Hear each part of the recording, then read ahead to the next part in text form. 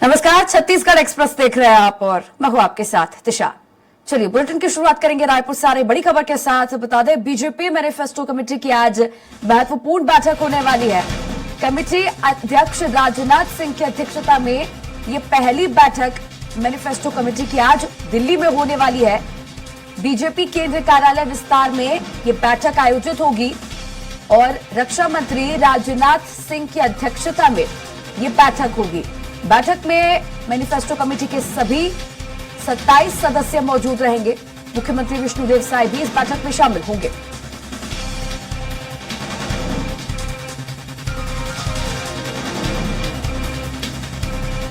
तो देखिए खबर राजधानी रायपुर से आपको बता रहे हैं। बता दें कि बीजेपी मैनिफेस्टो कमेटी की आज पहली बैठक होने वाली है।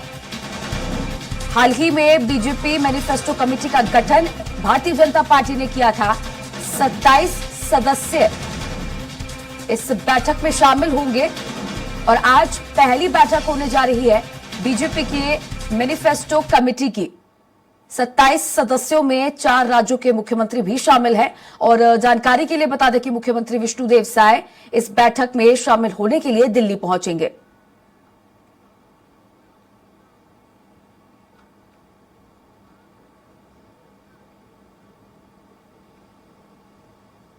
रक्षा मंत्री राजनाथ सिंह इस बैठक की अध्यक्षता करेंगे। मैनिफेस्टो कमेटी का गठन भारतीय जनता पार्टी ने किया और रक्षा मंत्री राजनाथ सिंह को इस कमेटी का अध्यक्ष बनाया गया है और इन्हीं की अध्यक्षता में आज पहली बैठक होगी। कई मुद्दों पर इस बैठक में चर्चा की जाएगी।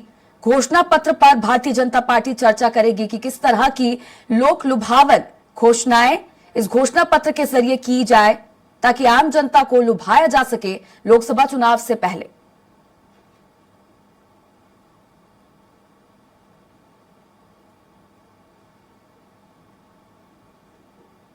छत्तीसगढ़ के मुख्यमंत्री विष्णुदेव साय भी इस कमेटी का हिस्सा है और आज इस बैठक में शामिल होंगे। दिल्ली पहुंचेंगे मुख्यमंत्री विष्णुदेव साय और इस बैठक में हिस्सा लेंगे। इसी के साथ बता दें कि मध्य प्रदेश के मुख्यमंत्री डॉक्टर मोहन यादव भी इस कमेटी का हिस्सा हैं और आज इस बैठक में शामिल होंगे।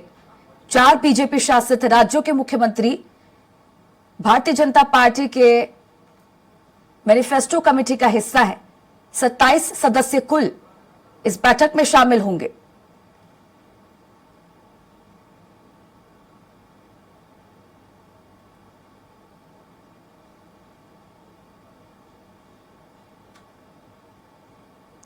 दिल्ली में आज भारतीय जनता पार्टी की मैनिफेस्टो कमेटी की पहली बैठक होने वाली है। अब इस खबर पर ज्यादा जानकारी साझा करने के लिए संवाददाता हेमंत शर्मा मेरे साथ लाइव जुड़ चुके हैं। हेमंत, अब भारतीय जनता पार्टी ने मैनिफेस्टो कमेटी का गठन किया था और उसके बाद पहली बैठक आज दिल्ली में, क्या पूरा अपडेट बैठक को लेकर? देखिए, कुछ दिन पहले लोकसभा चुनाव के लिए घोषणा पत्र समिति का ऐलान किया गया था। उसमें छत्तीसगढ़ के मुख्यमंत्री विष्णुदेव साय को भी शामिल किया गया है और आज महत्वपूर्ण बैठक है, पहली बैठक है बीजेपी घोषणा पत्र समिति की दिल्ली में। और उसी बैठक में शामिल होने के लिए विष्णुदेव साय रवाना हो चुके हैं रायपुर से और कुछ देर में वो दिल्ली पहुंचेंगे, बैठक में शामिल होंगे और बैठक में शामिल होने के बाद रात को वापस वो रायपुर लौट जाएंगे।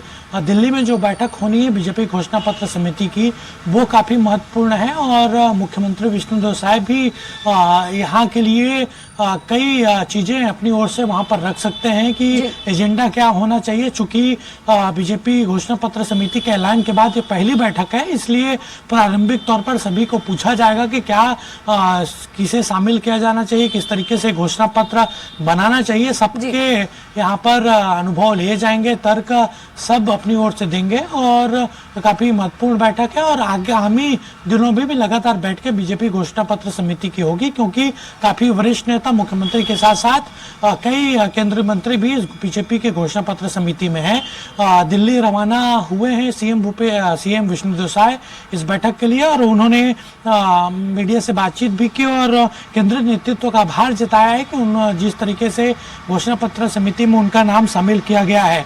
इसके साथ साथ उन्होंने ये भी कहा कि घोषणा पत्र पूरे देश हित में रहेगा और छत्तीसगढ़ के लिए भी इसमें कई चीजें शामिल होंगी। जी।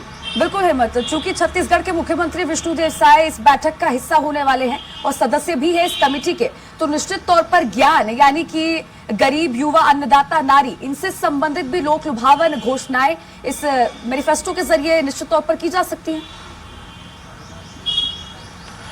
देखिए, निश्चित तौर पर और गारंटियों की घोषणा भी इस घोषणा पत्र के जरिए होगी। हमने देखा है कि मध्य प्रदेश हो, चाहे छत्तीसगढ़ हो, चाहे अन्य राज्य हो, जहां पर विधानसभा के चुनाव फिलहाल हाल ही में हुए हैं, वहां पर ये गारंटियों की घोषणा की गई थी।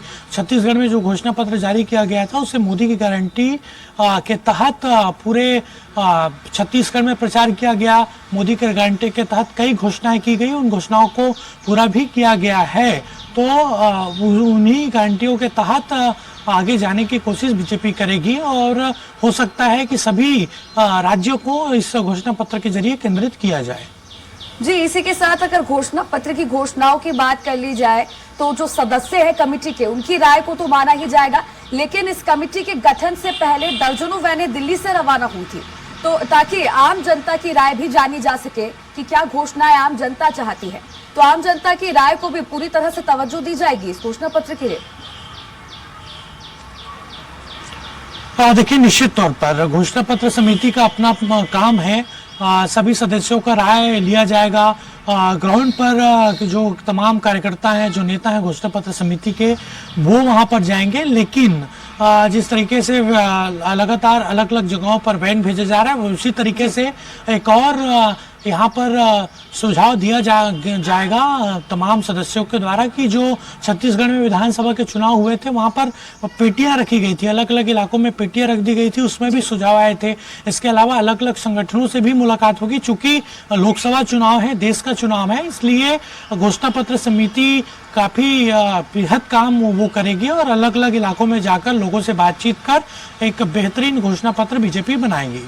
जी, चलिए, शुक्रिया हेमंत जुड़ने के लिए और जानकारी साझा करने के लिए।